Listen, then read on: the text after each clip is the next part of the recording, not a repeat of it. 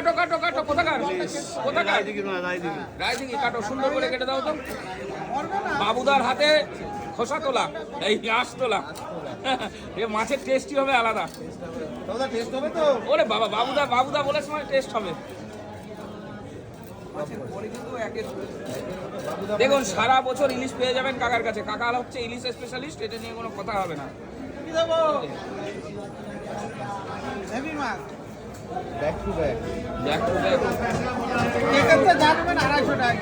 ওই পাশেরটা হ্যাঁ হ্যাঁ ওই দোকান ফেলে দাও বাহ ঠিক আছে সর্ষে না পোস্ত দিয়ে খাবো আজকে সর্ষে দিয়ে খেয়ে খেয়ে একঘেয়েমি হয়ে গেছে ব্যাপারটা